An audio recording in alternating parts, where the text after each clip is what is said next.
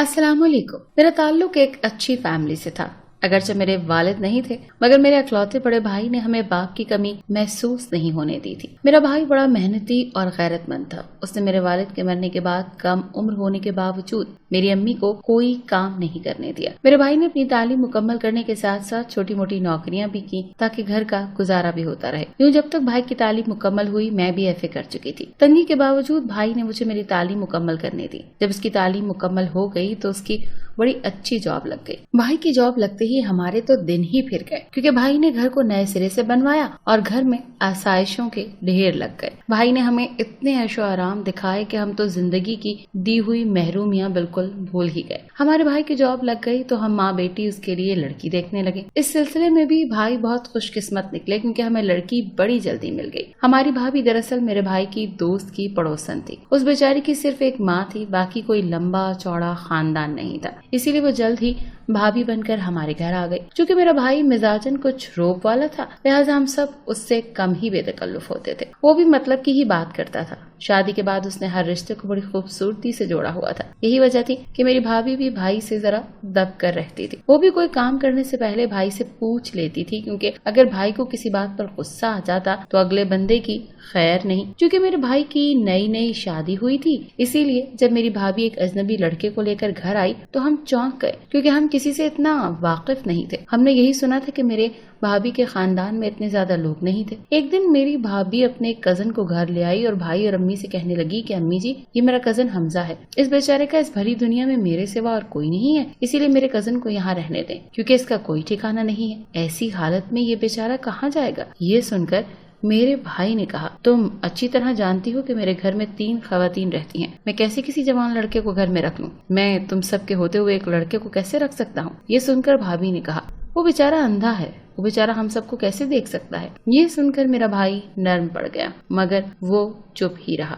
भाभी इन सब की तरफ देख रही थी। ऐसे में अम्मी ने भाभी का साथ देते हुए भाभी से कहा, मैं तो ये सुनकर ही परेशान हो गई कि इतना जवान लड़का बेचारा अंधा है। क्यों ना हम इस बेचारे को अपने घर में रख लें? वो कौन सा सारी उम्र हमारे घर रहेगा? ये सुनकर अम्मी और भाई ने भाभी के कजन को घर में रहने दिया। चूँकि वो अंधा था, इसीलिए हम उसके सामने कुछ भी कर लेते थे। अम्मी के कहने पर भाई ने भाभी को उस कजन को घर में रख लिया। चूँकि मेरा घर बड़ा था, इसीलिए यहाँ बहुत सारे कमरे थे। अम्मी ने भाभी के कजन के लिए एक कमरा खोल दिया, मगर वो कहने लगा कि मैं आप सब के लिए अजनबी हूँ, इसीलिए मुझे आप सब के बीच रहते हुए शर्म आएगी, इसीलिए मुझे कोई ऊपर का कमरा दे दे। उसकी ये बात सुनकर भाभी कहने लगी, अम्मी जी, इसको छत पर कमरा दे देते हैं ताकि ये आराम से रह सके। ये सुनकर अम्मी फिक्रमंद हो गयी और भाभी से कहा, बहू, ये बेचारा अंधा है, इतनी सीढ़ियाँ चढ़कर ऊपर कैसे जाएगा? ये सुनकर भाभी का कजन कहने लगा, नहीं खाला जी, मैं ऊपर ही ठीक हूँ, आप मुझे ऊपर रहने की इजाजत दे दें। इस बात के बाद सब मान गए और भाभी उसे ऊपर ले गई। ऊपर छत पर हर किस्म की सहूलियात थी, लिहाजा उसे नीचे आने की जरूरत ही नहीं थी। वैसे भी उस बेचारे ने कौन सा काम पर जाना होता था, इसीलिए वो बड़ी आसानी से छत पर रहने लगा। चूँकि वो अंधा था, इसीलिए हमें भी उसके आने से कोई खास मुश्किल पेश न आई। उसके आने से पहले मैं अक्सर छत पर टहलने चली जाती थी, मगर अब मैंने छत पर जाना कम कर दिया था, क्योंकि मेरा भाई बहुत सख्त मिजाज था। उसने भाभी के कजन को लावारिस और अंधा समझकर रख तो लिया था, वरना वो तो अपने रिश्तेदार को भी अपने घर में टिकने न देता। उसकी अपनी शादी के वक्त मेरे कजन ने हमारे घर रहने की कोशिश की, मगर भाई ने सबको मना कर दिया और शादी की सारी तकरीबात में वो बेचारे अपने घर से ही आते जाते रहे। अम्मी ने इस बात पर एतराज करना चाहा तो भाई ने कहा कि यहाँ मेरी छोटी जवान बहन होती है, इसीलिए मैं किसी गैर को कैसे आने दे सकता था। मेरा भाई मेरे मामले में बहुत सख्त था, वो नहीं चाहता था कि मैं किसी से ज्यादा घुल मिल जाऊं। मैंने छत पर जाना छोड़ दिया, मगर अपनी रूटीन के मुताबिक सुबह के वक्त लॉन में ही टहल लेती थी। ऐसे में मुझे छत पर भाभी का कजन खड़ा नजर आता, मगर मैं उसे इग्नोर कर देती, क्योंकि वो बेचारा कौन सा मुझे देख सकता था। वो अक्सर छत पर खड़ा रहता। मुझे उस बेचारे पर बड़ा तरस आता, क्योंकि वो इस उम्र में कुछ भी नहीं देख सकता था। उसकी तन्हाई और बेचारे की देखकर मुझे बड़ा अफसोस होता था। वैसे तो मैं कॉलेज में पढ़ती थी, मगर इन दिनों मैं बिल्कुल फ्री थी, इसीलिए मेरा ज्यादातर वक्त घर में ही गुजरता था। हमारे घर में मुलाजमा थी, इसीलिए मुझे कुछ ज्यादा काम नहीं करने पड़ते थे। ऐसे میں مجھے بار بار بھابھی کے کزن کا خیال آ جاتا کہ وہ بیچارہ کیسے اوپر اکیلا رہتا ہوگا۔ میں اکثر سوچتی تھی کہ اس بیچارے کی تو شادی بھی نہیں ہو سکتی تھی، کیونکہ کوئی بھی اسے اپنی لڑکی نہیں دے گا، آخر کون اس اندھے سے شادی کرے گا۔ میں اکثر بھابھی کے پاس جاتی تو یہ بات بھی اس سے کہہ دیتی، وہ بیچاری بھی سوائے افسوس کے کچھ نہیں کر پاتی۔ یوں تو میں نے اس کی وجہ سے اوپر جانا چھوڑ دیا تھا، مگر ایک دن اتفاق سے میں اوپر گئی تو مجھے یوں لگا جیسے بھابھی کا کزن کسی سے موبائل پر کال کر رہا ہو۔ یہ سن کر مجھے حیرت کا جھٹکا لگا، کیونکہ اس اندھے بیچارے کو موبائل پر کیا نظر آتا ہوگا۔ اس وقت میرا بڑا دل چاہا کہ میں اوپر جا کر یہ سب دیکھ لوں، مگر میں نے اسے اپنا وہم سمجھ کر نظر انداز کر دیا اور خود سیڑھیوں سے نیچے اتر آئی۔ امی بھی بھابھی کے کزن کو اکثر سے اسے اسٹک پکڑے ہوئے ہی دیکھتی تھی اور انہیں بھی بہت افسوس ہوتا تھا۔ امی کا دل تو ویسے بھی بہت نرم تھا، اسی لیے وہ بار بار یہی کہتی تھی کہ مجھے تو اس بچے پر بڑا ہی ترس آتا ہے۔ ایسے میں میرا دل کرتا تھا کہ میں امی کو اس کے موبائل والی بات بتا دوں، کوئی اندھا موبائل کیسے یوز کر سکتا ہے۔ لیکن پھر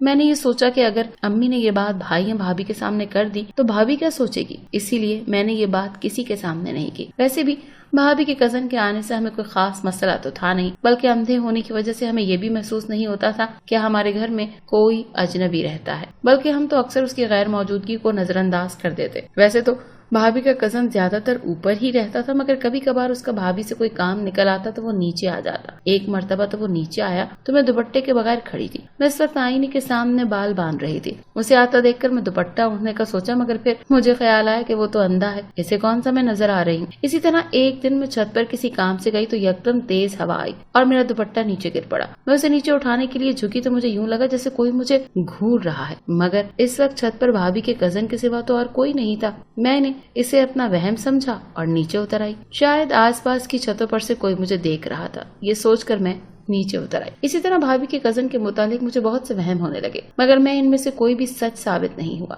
لیکن ایک دن میں نے اس کی ایک ایسی حرکت پکڑ لی جسے سن کر میرے گھر والوں کے ہوش اڑ گئے، کیونکہ وہ تو اندھا نہیں بلکہ اندھا بننے کی ایکٹنگ کر رہا تھا۔ وہ کچھ یوں کہ اس دن بہت بارش تھی، موسم بھی بہت خراب تھا، کالے بادلوں کی وجہ سے ہر طرف اندھیرا ہو گیا تھا۔ امی اور بھائی ڈرائنگ روم میں بیٹھے باتیں کر رہے تھے، جبکہ میری بھابھی اندر کمرے میں سو رہی تھی۔ میری بھابھی جب سے پریگننٹ ہوئی تھی ان کی تو نیندیں ہی ختم نہیں ہو رہی تھی۔ میں ایسے میں چائے بنانے کے لیے کچن میں گئی تو ساتھ میں پکوڑے بھی بنا لیے۔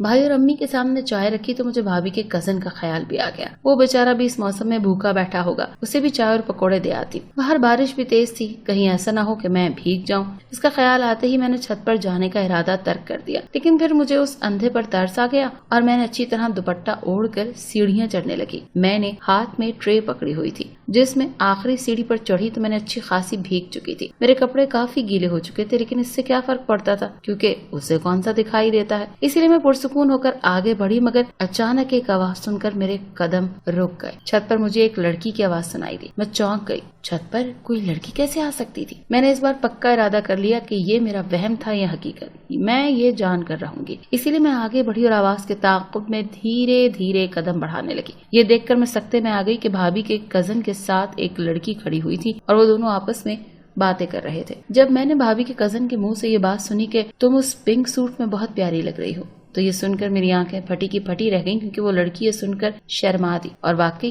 اس لڑکی نے پنک سوٹ ہی پہنا ہوا تھا۔ یہ دیکھ کر میں الٹے قدموں واپس اندر آ گئی اور میں نے بھائی اور امی کو ساری بات بتا دی۔ بھائی یہ سن کر بڑی تیزی سے اوپر گئے اور جب تک میں اوپر پہنچی بھائی ساری حقیقت جان چکا تھا۔ بھابھی کے کزن نے بھائی کی مار کھاتے ہی سب کچھ سچ بتا دیا۔ اس نے کہا کہ میں اندھا نہیں ہوں بلکہ میں تو اندھا ہونے کا ناٹک کر رہا تھا۔ یہ سن کر سب ششدر رہ گئے، اتنے دنوں سے وہ ہمیں بیوقوف بنا رہا تھا۔ یہ سن کر بھائی نے مجھ سے کہا کہ اپنی بھابھی کو بلا۔ میں بھابھی کو جلدی سے بلا لائی۔ وہ لڑکی بھی ابھی تک چھت پر کھڑی تھی۔ میں نے اسے توجہ سے دیکھا تو فوراً پہچان گئی، وہ ہمارے پڑوسی شبیر انکل کی بیٹی تھی۔ ہماری اور ان کی چھتیں آپس میں ملتی ہیں، اسی لیے وہ لڑکی بڑی آسانی سے ہماری چھت پر اس سے ملنے آ گئی۔ بھائی نے بھابھی کے کزن سے کہا کہ اب تم سب کے سامنے سچ سچ بتاؤ۔ یہ سن کر اس نے سب کو بتایا کہ میں اس لڑکی سے پیار کرتا ہوں اور شادی کرنا چاہتا ہوں، مگر اس کا باپ نہ ہی ہماری شادی ہونے دیتا ہے نہ ہی ہمیں کہیں ملنے دیتا ہے۔ اسی لیے میں نے تمہاری بیوی کے ذریعے یہ پلان بنایا اور تمہارے گھر آ گیا تاکہ اس سے ملاقات کے ذریعے اس لڑکی کا حال دل جان سکوں۔ جب میں نے جان لیا کہ یہ بھی مجھ سے پیار کرتی ہے اور میرے بغیر نہیں رہ سکتی، اسی لیے ہم دونوں نے آج رات بھاگنے کا پلان بنا لیا،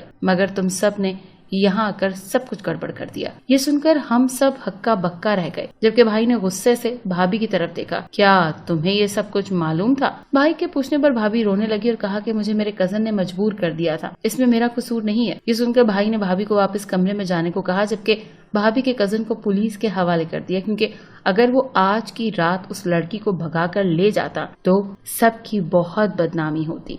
जबकि मैं और अम्मी उस लड़की को बाइज्जत उसके घर छोड़ाए और उसके घर वालों को कुछ नहीं बताया, क्योंकि अगर उसके वालिदैन को ये बात मालूम हो जाती कि वो एक लड़के के साथ भागने वाली थी तो यकीनन वो अपनी बेटी को मार ही देते। यूं इस मोहब्बत का अंजाम बहुत ही बुरा हुआ, क्योंकि उसका आगाज ही झूठ से हुआ था।